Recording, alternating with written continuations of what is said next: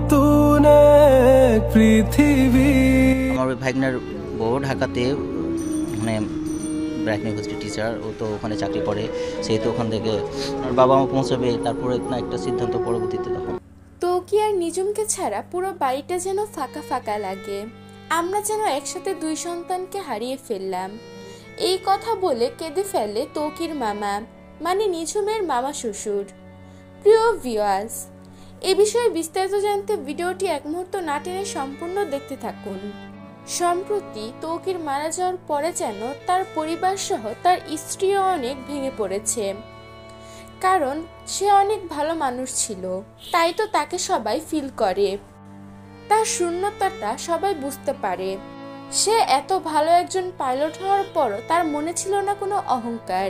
ঠিক তার মতোই তার স্ত্রী, সে নিজেও তো চাকরি করে, কিন্তু সে কখনো নিজেকে বড় বলে দাবি করত না।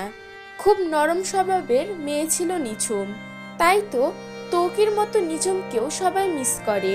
তৌকির মারা যাওয়ার পর তো নিঝুম তার বাপের বাড়ি চলে গিয়েছে, যদিও সে যেতে চায়নি, কিন্তু সমাজের তো একটা নিয়ম বলে কিছু আছে, এর জন্যই তাকে বাপের বাড়ি যেতে হয়। নিঝুমের সাথে তার শাশুড়ির অনেক ভালো একটা বন্ডিং, শ্বশুর বাড়ির সাথে নিঝুমের খুব ভালো একটা সম্পর্ক।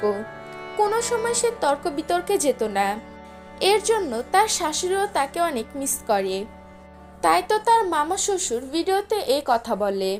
এদিকে নিঝুমও তার শ্বশুর শাশুড়িকে অনেক বেশি মিস করে। এখন আপনাদের কি মনে হয়, নিঝুম কি তার বাড়িতেই থাকবে, নাকি সে তার শ্বশুর বাড়িতে চলে আসবে? সে একা একাই নিজের জীবনটাকে হ্যান্ডেল করবে? প্রিয় ভিউয়ার্স, এ বিষয়ে আপনাদের গুরুত্বপূর্ণ মন্তব্যটি জানিয়ে দেবেন আমাদের কমেন্ট বক্সে।